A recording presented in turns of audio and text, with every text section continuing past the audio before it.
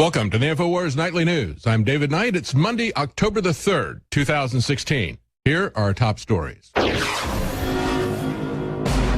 Tonight, INFOWARS prepares for the devastating WikiLeaks press conference that, according to Julian Assange, will end Hillary Clinton's presidential campaign.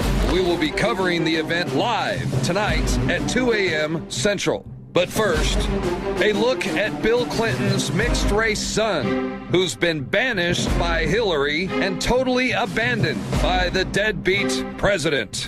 My name is Danny Williams, and I was giving a little video out for my followers. I want to thank y'all for supporting me and following me, and I am real. I am Danny Williams. Thank you. Plus, Alex Jones is wrong. Obamacare is awesome. Well, at least the elite think so.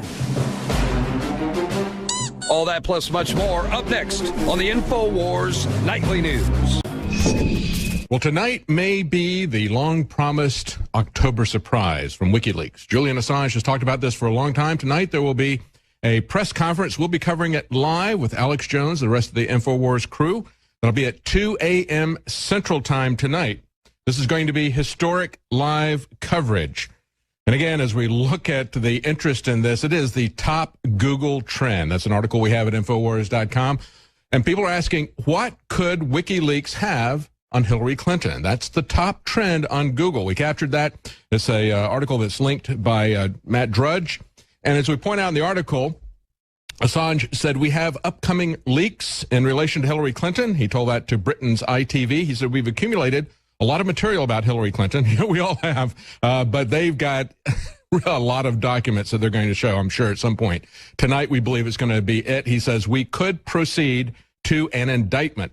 Now, early last month, we point out in an interview with Fox News' Sean Hannity, Assange stated that the long-awaited leaks were imminent, leading many to believe that the information on Clinton would be released tonight. And again, he was originally going to deliver the remarks from the balcony at the Ecuadorian embassy. And if you see the pictures of that balcony that Matt Drudge had up on the Drudge Report, it's a very low-level balcony. There you can see that it's just above the heads of the people standing at street level, a very dangerous thing for him to do. So they have declined to do that now. They're going to be doing a telecast, and we will be covering that tonight live at 2 a.m. Central.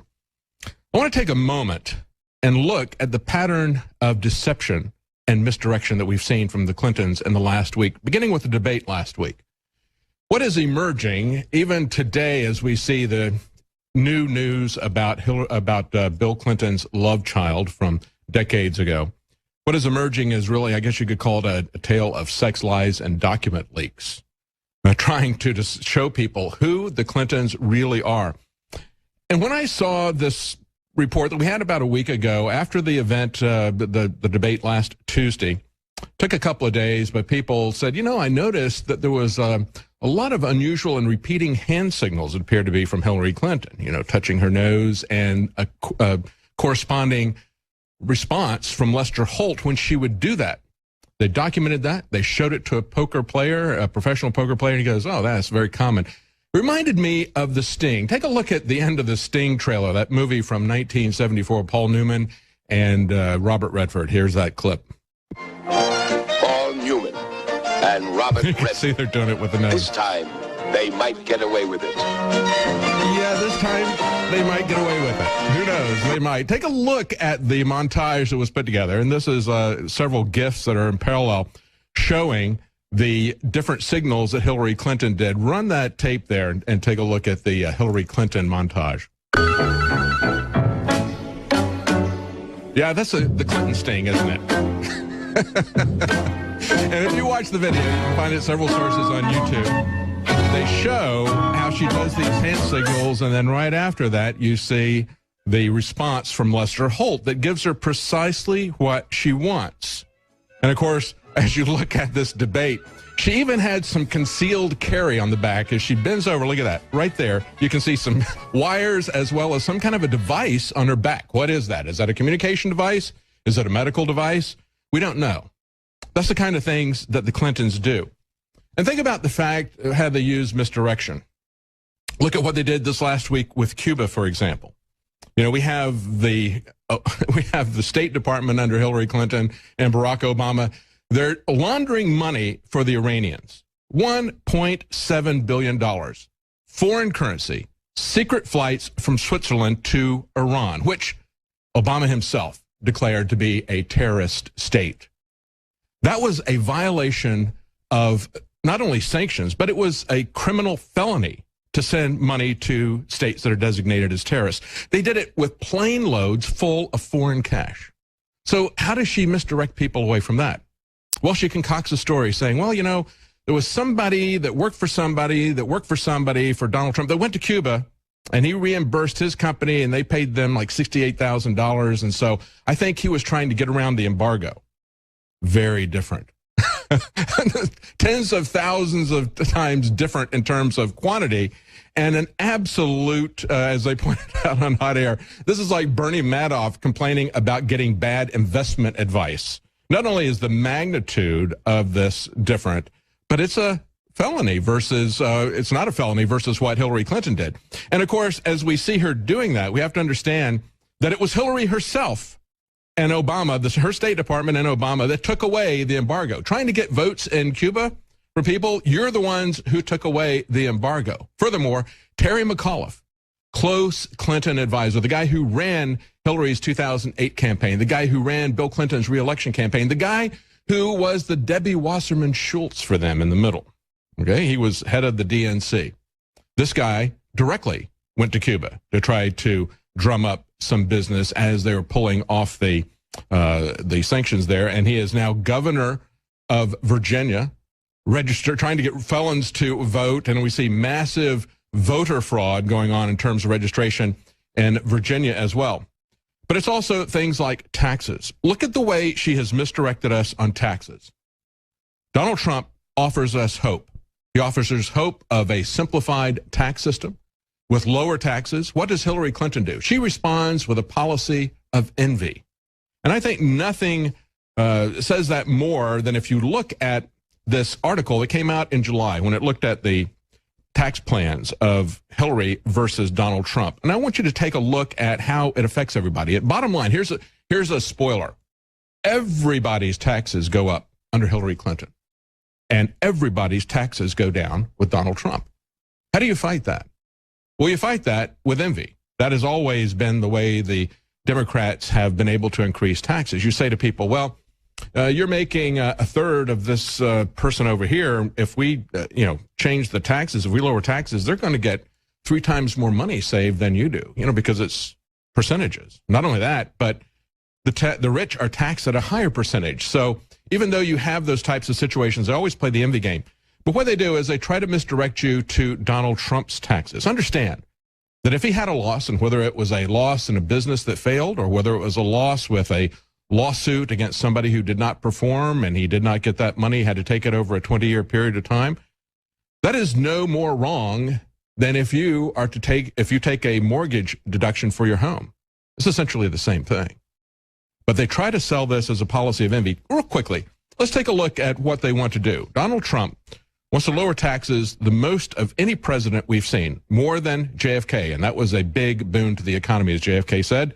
A rising tide lifts all boats. That was the kind of Democrat that JFK was. Ronald Reagan came along, and he lowered taxes for everybody and simplified the rates. Hillary Clinton wants to raise the rates and keep it as complicated, actually more complicated. The rates that Donald Trump is proposing is 0% for people who are single with an income of $25,000 or less. 0%. That's the first bracket. The next bracket is 12%. Those making up to $75,000. Those between $75,000 and $225,000, 25%. Those at $225,000 and more, 33%. See, that's not good enough for those who focus on the politics of envy. Also, the death tax that she is so proud of, 65%. The highest tax rate that any candidate has ever proposed since Ronald Reagan. And she even bragged, it was a Freudian slip. She said, I'm going to raise taxes on the middle class. Remember when she said that? Now, a lot of people have said, well, 65%, that's the highest rate on the death taxes. The highest rate on death taxes right now is 40%. The lowest death tax rate under Hillary Clinton would be 45%. If you have a family business, if you have a family farm, Are you going to be able to hire lawyers to contest the evaluation of the IRS that forces you to liquidate at fire sale prices so you can pay the IRS these taxes at death when you've been paying massive amounts of taxes all along? Let's take a quick look at the different groups here that Time Magazine broke this down. First of all, the working poor, those making between $25,000 and $45,000, average of $35,000, they would have a tax savings each year. If you make between $25,000 and $45,000, an average tax savings of about $1,000. And understand that over 4 years, that's going to add up to about $4,000.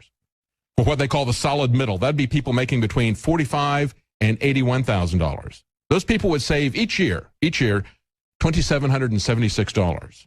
Over 4 years of a presidential term, with a President Trump, you would save $11,104 versus a President Clinton. The upper middle class, those making between $81,000 and $143,000. The first year, each year, you would save $5,512 with Trump as president versus Hillary Clinton. Over 4 years, those people would pay $22,000 more if Clinton is president. Finally, the well-to-do, those making between $143,000 and $209,000. $7,977 each year, so they would save about $32,000 over a 4-year period. But look at who really would see the biggest change here, and that is Uncle Sam. As they point out, they look at Uncle Sam. How would Uncle Sam fare under these different tax plans? Well, you would have $575 billion difference each year between Hillary and Donald Trump. That's $2.3 trillion over 4 years. Do you really want to take money out of the economy? Do you really want to take money out of your budget and then give it to the government and have them hand it back to you as a child on an allowance? If they give it back to you at all, they'll be giving it back to their cronies, to their friends. That's the true way that this is going to break down. But you know, when I looked at this misdirection from the sting and the hand signals that she's giving Lester Holt and the idea that she might get away with it, in a sense, you almost have to admire the masterful misdirection of the Clintons. And I thought about the DNC when Bill Clinton got up. He had a very tough sell. He had to sell people on Hillary Clinton and his relationship. He had to sound like father knows best. We have this strong relationship that's gone back for decades. See, we're still together. He doesn't mention any of the affairs. He doesn't mention any of the sexual assaults. No problems at all like that. Doesn't mention his illegitimate son. Doesn't mention any of that stuff. And I thought, wow, he's got a tough job to do it. If you notice, when he first came out, the way that he warmed up to this is he started talking about this girl that he saw. He saw her across the way. I want to play this for you here in just a moment. And it kind of reminded me of The Sting. You know, in The Sting, you got Paul Newman, who's the mastermind of it. And you've got the character that's played by Robert Redford. They call him Hooker, because he is infatuated with women. And I guess Bill Clinton would be the hooker of the two, because he can't control himself around women. He's not only a drug user, but this guy is addicted to sex, and not even consensual sex. He is a hedonist. He has a moral failing. But of course, the people in America today see that not as a character flaw. They don't see that as disqualifying somebody for leadership. And I want you to take a look at this. I put some music in the background here from The Sting here so you can hear what this guy is really about. And he's projecting, I think, his predatory nature and talking about how it's his relationship with Hillary Clinton. Here's that clip. She exuded this sense of strength and self-possession that I found magnetic. After the class, I followed her out, intending to introduce myself. I got close enough to touch her back, but I couldn't do it. Somehow I knew this would not be just another tap on the shoulder. But I might be starting something I couldn't stop. Yeah, he might be starting something he couldn't stop. He does have a problem controlling himself. Today, the decades-old story about Bill Clinton's love child that he had with a black sex worker has resurfaced again. And the question is this really going to hurt the Clintons, or are they going to be able to spin this one around again? You know, Joe Biggs has been trying to talk to this guy. Danny Williams is the young man who's now grown up. been trying to talk to him for a while, and he knows, he has this guy's social media sites. He took a look at it, but this guy, I'm not really sure how this is going to work out. He now calls himself Danny Williams Clinton, and if you look at his site, it's all about Black Lives Matter. Hashtag Black Lives Matter, hashtag BLM. He has a photo at the top of BLM. And when I look at this, I'm very concerned that this is going to shift the narrative from rape to consensual sex, because this was a consensual relationship that he had the out-of-wedlock son with. That's exactly what they did with Monica Lewinsky. They focused on Monica Lewinsky and let him get away with the rapes that he committed against people like Juanita Broderick, who, by the way, was a year younger than Chelsea Clinton is today. Let's not worry about hurting Chelsea Clinton's feelings to find out that her father is a sexual predator, a sexual criminal. I think it also shores up Hillary Clinton's street creds with the black groups that would vote for her. She has nothing to play but the race card. That's the way that they roll. They break people into groups. They don't want people to see themselves as individuals. They try to break people into groups. And I think, as I've talked to many Democrats in the past, they really didn't understand that the difference was between consensual sex and rape. They thought that Bill Clinton was actually kind of cool for having a string of bimbos. He does have a string of bimbos, but he also has a string of victims. But I think those same people who cannot see the perjury that he committed, the lying under oath for which he was impeached, they cannot see the sexual crimes that he committed, those same people are going to look at this situation and say, hey, that's kind of cool. He's got a black son. He was the first black president. I think they're going to give him a pass. Stay with us. When we come back, we're going to break more information about what Hillary Clinton was doing in Libya. It was actually a personal vendetta. We'll be right back. Tonight, as we just said, we're going to have a live event coverage of Julian Assange and WikiLeaks releasing what many believe will be the long-promised October surprise against Hillary Clinton.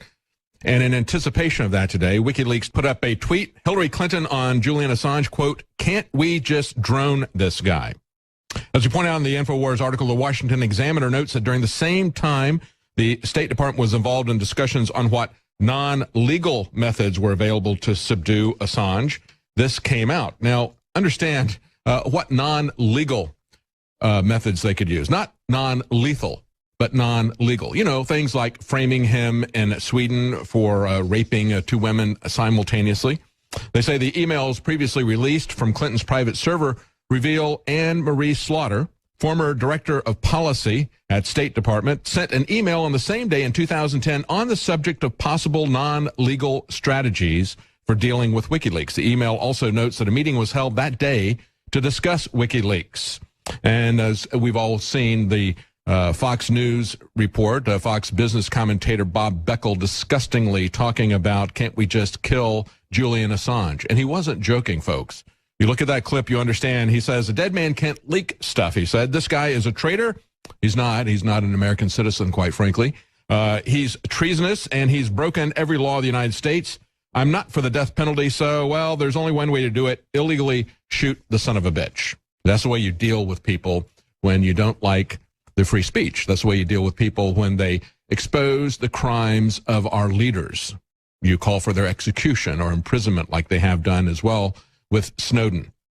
And again, when we look at this, this article we had today, October 3rd, from Paul Joseph Watson, an exclusive article, very detailed article from an Indian Christian pastor who runs a charity organization, Dr. K.A. Paul, talking about how he presided over negotiations to try to arrange a peace in Libya. Now, he was involved with General Wesley Clark as well as Representative Dennis Kucinich. And as he said, when they worked through this, and of course he'd had experience counseling work with King Hussein of Jordan and with Yasser Arafat, he pointed out that they had an agreement, and Hillary Clinton proceeded with this anyway. As he sees it from his perspective, this was Hillary Clinton's war. She bragged, we came, we saw, he died. And what's more interesting about this, he says it's well known that Libya at the time, that Gaddafi supported Obama over Clinton in the 2008 presidential race. Her representatives went to Gaddafi and asked for money. He refused her, and he subsequently died. As a result, a lot of people, like the $32 million that was subsequently paid to the Clinton Foundation by the Bahrain people, was that for access to Hillary Clinton, or was it for protection from Hillary Clinton? It's his opinion, he says, that states like Bahrain, Kuwait, Oman, Qatar, Saudi Arabia, and the United Arab Emirates are all silently terrified at the prospect of Hillary Clinton becoming the next president of the United States. Anyone who doesn't want to see the United States turned into a RICO gangster organization even further than it is now should be very concerned about that prospect. And if we look at the types of tricks that we have seen in the past, we have news that has surfaced from RT. Pentagon paid a PR firm $540 million to make fake terrorist video. They say they paid $500 million to create fake videos in Iraq. This is a secret propaganda campaign that's been exposed by the Bureau of Investigative Journalism. They say both the White House and General David Petraeus at the time, and of course this is the guy who shared classified information with his mistress, and of course got away with it as well, just like Hillary Clinton, signed off on the content that was produced by the agency. A former employee, Martin Wells, told the Bureau how he found himself working in Iraq after being hired as a video editor by Bell Pottinger. Within 48 hours, he said he was landing in Baghdad to edit content for secret psyops at Camp Victory. What did they do? Well, they created scripts and filmed Arab soap operas. Of course, we also have the CIA creating scripts for American companies, don't they? Showing the things that they want us to see. Showing the CIA, showing the FBI always as the noble saviors of mankind, never as people who are setting up false flag events. The firm also created fake al-Qaeda propaganda videos, he said, which were then planted by the military in the homes that they raided. So we have what is emerging, and we see continually from Hillary Clinton, a pattern of setting the world on fire, creating chaos, creating destruction everywhere they go. And of course, part of that is economic warfare. They not only have revived the Cold War, they not only have brought us to the brink of World War III, provoking Russia in the Ukraine and Crimea, as well as getting into Syria and Iraq, fighting them as they're trying to fight ISIS and threatening to shoot down Russian planes, threatening to put in a no-fly zone. And of course, it was General Petraeus himself who just said last week, we could do that. We could do that very, very quickly at no loss to ourselves, because we could just use cruise missiles and other missiles to shoot down Russian and Syrian planes. Okay, yeah, there's some consequences that need to be thought about with that. But it's not just the two hotspots that have been created, the creation of ISIS out of Libya, arming and starting the war in both Syria and Iraq, the revival of the Cold War in Ukraine, but it is also economic warfare that is now taking place between the U.S. and the EU in terms of our regulatory punishment of their industries. We see now that Deutsche Bank is having difficulty presenting cash this last week. Now, they blamed it on an IT outage, but there may be more than that. What is this is shaping up to look like is a classic run on the bank. Why is this happening? Well, there is a pending $14 billion fine that America has slapped the German bank with. And understand that when you look at German banks, you can just substitute the EU itself. Now, this happened within just a couple of days of America, of the EU, rather, putting a $14 billion fine on Apple. And what is this fine on Deutsche Bank for? Is for activities that are about 10 years old, activities that predated the 2008 crash. So they waited for 10 years, and they did it a couple of days after the EU fined Apple, and they did it at exactly the same amount of money, $14 billion, $14 billion. And of course, the Germans understand what this is. This is economic warfare. But it also shows us that the globalists are telling us, they say that if we have nationalism, we're going to have trade wars. That's inevitable. We're going to have that kind of competition. There are always going to be interests that are protected. What are the interests that are being protected? It's not countries now, but favored corporations. So the U.S. is fighting for Apple. The Germans are fighting for the protection of Deutsche Bank. And I think prior to that even, Volkswagen, the fines that were put upon Volkswagen. So we see across the board, Obama and Hillary Clinton shaking people down for money, starting wars to threaten people, creating economic warfare, which isn't supposed to happen with globalism, just as we were not supposed to have any more boom and bust cycles after we created the central banks, and yet we did. So this is happening across the world. And at the same time, we see an agreement this last week. At the end of the week, we were told that OPEC had agreed to cut production so that they could increase oil prices. Oil prices have collapsed because the worldwide economy is collapsing. And because there is massive competition with Saudis domestically. Our domestic production has gone up, so they targeted fracking and other industries here in the United States for competition. They thought they could drive them out of business by taking the price lower, so they maintained their production rates in the face of falling demand. And we have seen oil collapse with that.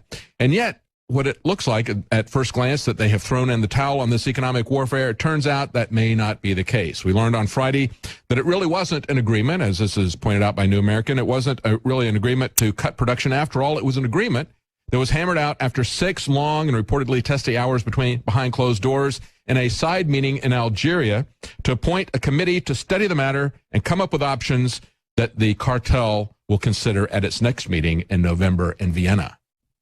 This is what is awaiting us in an uncertain world. This is why we need to be very concerned about what is going to happen to our economy and who is going to look after the interests of America and not after their self-interest. Stay with us when we come back. We're going to look at the collapse of our civil liberties. Stay with us. We'll be right back.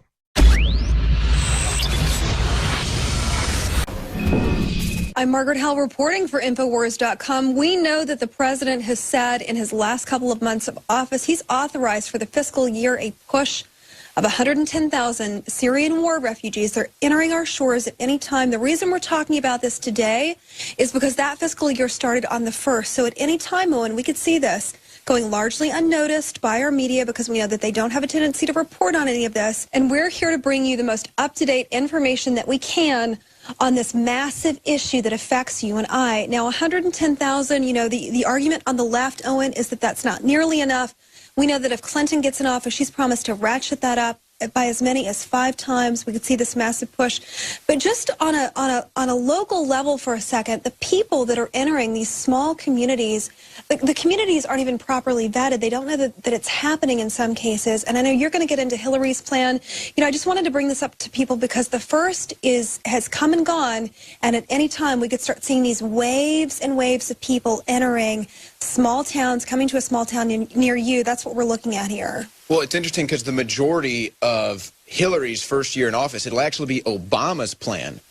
And if you look at the numbers here, Obama's plan has said it's going to admit 110,000 refugees. There's actually an article on the whitehouse.gov right now that breaks it down from where and what regions and the numbers. So for the majority of Hillary's first year, it's actually Obama's refugee plan. So Obama is going to continue his plan to bring in as many Muslims into this country even after he is in office. So, but Hillary has said she wants to increase these numbers. This is what we're hearing from the left. I think that Hillary hasn't really put much time into a plan. She's been doing a lot of campaigning, obviously, so who knows what her plan might be. But they do expect that her first term could bring as many as 1 million Muslims here and cost the American taxpayers as much as $400 billion. We know that, and you and I have covered this time and again here on InfoWars, that Soros, there is an agenda here. There's an agenda to override American culture and, you know, to really see a surge, much like we've seen in Western Europe, and, you know, having this issue where, you know, immigrants, this immigration issue, it looks like Donald Trump has come to the forefront of this. He's speaking out, and he's saying, look, we really don't have any proper vetting process. We don't have any way of tracking people once they enter the country. And DHS has even said, you know, once we vetted these people, they're cleared, free to go. They're holding the correct paperwork to enter, that they're on their own. They're not tracked or followed in any way, shape, or form. Once they hit our shores and go through processing, you know, they have the same rights as you and I. And they're also given help, aid, housing, food allowance, you know, entrance into schools, you know, health care, these massive packages. And, you know, without very little question from ordinary citizens like you and I who really want some answers, you know, who are you allowing in? We know that even if it's only 0.001% have been radicalized and have the intent to harm. You know, you do the math, 110,000, what would that be? We're talking about even marginally people that are entering that want to harm us. So, and that's a great concern to me. Well, and just this morning there was a hearing on C-SPAN where one guy got up there with intel that he knew ISIS was infiltrating the refugee program with radical Islamic terrorists who want to come here and cause harm. And then the next guy comes up and says that we need to be tolerant and that there is no danger. I mean, it's shocking what's going on just within our own government on a day-to-day level. But, you know, here's the questions that need to be asked. Look at these numbers. Over 12,000 Muslims were brought in from Syria, only 68 Christians. You know, what's up with that? I mean, there's clearly a discrimination there.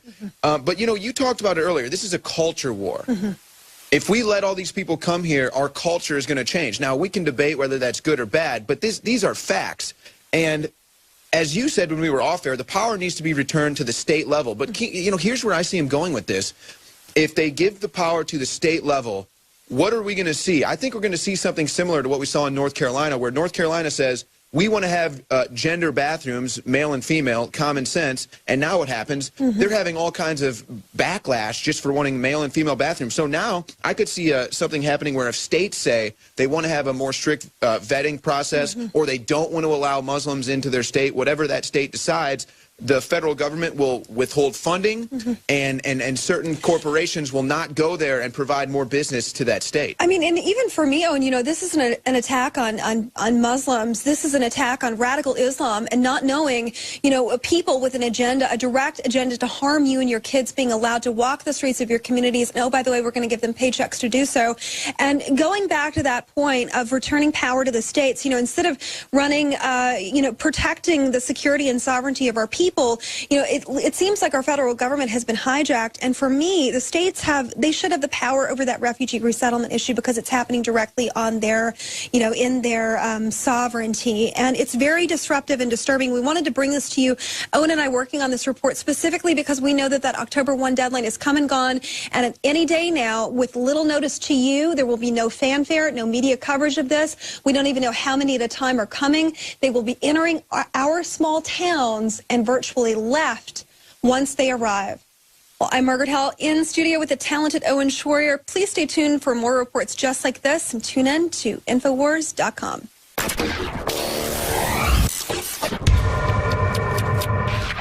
I'm Ashley Beckford reporting for INFOWARS.com. As we know, guns are severely demonized in our society. In fact, Chris Hayes from MSNBC recently said that he was glad that the terrorists who bombed Chelsea did not have a firearm because the carnage would have been much greater. What a joke. As we know, we've seen so many incidences where people with Islamic backgrounds have been procuring firearms and then using them to inflict deadly carnage. They've been attacking people from San Bernardino, quote, workplace violence to the Orlando nightclub shooting hate crime. We have people all over the country and all over the world who are attacking people with guns. That's why I realized in order to be a true feminist, I had to learn to protect myself.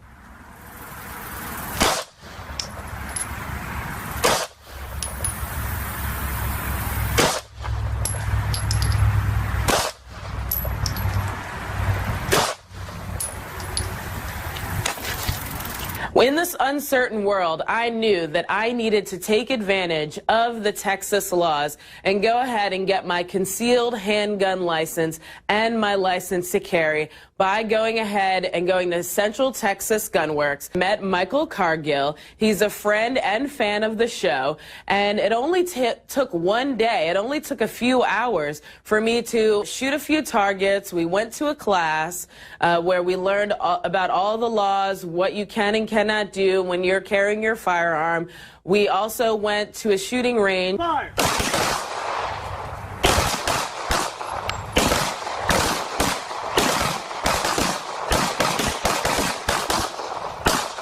And we basically learned close range as well as long range gun safety and how to actually hit your target. So my point is this: when it comes down to it, an empowered woman has to know how to protect herself. Ready? Fire! One shot. Ready? Fire!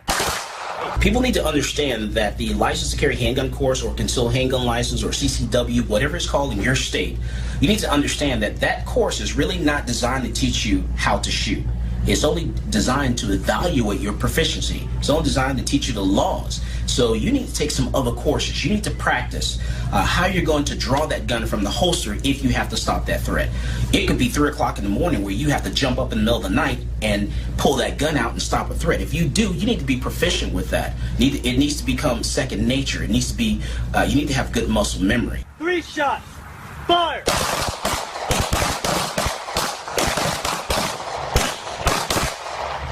When seconds count and the police are minutes away, you have the Second Amendment there to protect you. 3 armed attackers broke down the door to this woman's home at 4 a.m. They were brandishing guns. She exercised her right to defend her livelihood and her property, according to the local police department. Her home security cameras show her rushing from her bedroom and unloading her bullets on these attackers. And I commend this woman. Of course, it's a horrible tragedy whenever you have to take someone's life. But this woman is well within her rights. Some people think that it takes forever to take a gun class, but it actually didn't take a long time. It only took 1 day. And I'd like to know, do you have 1 day to protect yourself? Stay tuned for more special reports.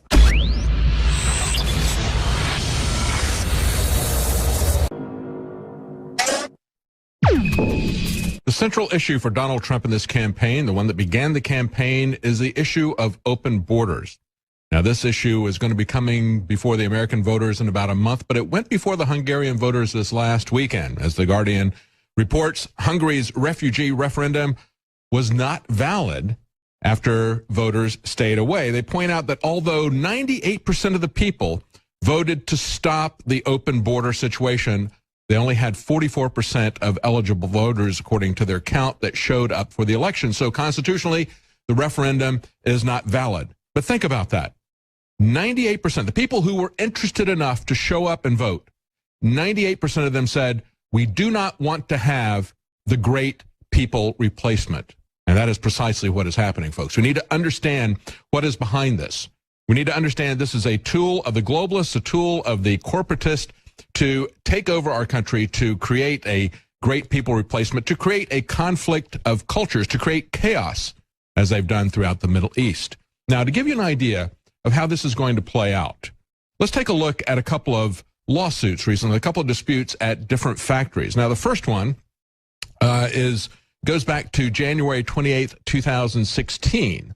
And this was 53 Muslim workers in Wisconsin at a place that manufactured lawnmowers and snowblowers. Okay, and both of these disputes are about unscheduled prayer breaks. Can they take Muslim prayer breaks and shut down the factory during the day? The Muslims demand that they be allowed to do this. And of course, we've had Bill Clinton go to Detroit and brag about the fact that we could bring in Muslim migrants to rebuild Detroit. Hey, we got all these empty homes because Democrat policies have destroyed Detroit. They have destroyed the automobile industry. And so let's bring in people from Muslim countries and let's rebuild Detroit. How's that going to work? You know, what would Henry Ford do with his production lines if people were to take the kind of breaks that they're talking about? What are they talking about taking? Well, they're talking about taking 5 15 to 20-minute breaks per day. Think about that. 5 15 to 20-minute breaks per day, per workday. Now, the other place, before we move on, there actually resulted in a lawsuit. This first one just happened back in January of this year, January the 28th. This other one happened way back in 2008. There were 80 Somalis, Muslims, at a meatpacking plant in Nebraska. They were fired in 2008 because they wanted to do this. Now, they started a lawsuit 2 years later, so there hasn't been a lawsuit on the Wisconsin case yet because that just happened in January. It took 2 years for the meatpacking plant lawsuit to be filed. Again, 80 Somali Muslims. These are the people, remember Mogadishu, remember Black Hawk Down? Remember the fact that there is a war going on in Somalia between the Muslim Arabs connected to Al-Qaeda and the black indigenous population there that is really sub-Saharan. That's what's going on. That's largely Christian in that country. They're being slaughtered. But let's talk about this lawsuit. This was a lawsuit that was filed by the Equal Employment Opportunity Commission, the government, against the factory, Swift Meatpacking Plant, alleging religious discrimination. And of course, this is just for taking time off to do multiple prayers during the day. It's not saying that they can, I don't know what would happen if the meat packing plant wanted to start packing pork, for example. Would these Somali Muslims be able to dictate to them that they would not be able to handle any pork processing? I don't know. But let's take a look at what this amounts to. In one case, we've got a meat packing plant. In another case, we have an assembly line for lawnmowers and snowblowers that is shut down. Think about how much time this is. If you've got 15-minute breaks, 5 of them during the day, which is what they're asking for, that's an hour and 15 minutes off of an 8-hour workday. What if it's 20 minutes, okay? That's an hour, 40 minutes off of an 8-hour workday. That works out to 8 hours and 20 minutes a week. It works out to 33 hours and 20 minutes per month. It works out to 10 and a half weeks over the course of a 50-week year. Think about that. They're demanding that they get 10 weeks off so they can pray on the job. That's what that amounts to. Can you maintain a factory like that? No, you can't. That is the absurdity of what we're seeing. That is what is fundamentally beneath this clash of cultures. We have to understand that Islam is not simply a religion. It is also a culture, and it is a legal system. It is a theocracy. It is an intolerant theocracy. It is directed against the very same people that Hillary Clinton has carved out as her demographic base.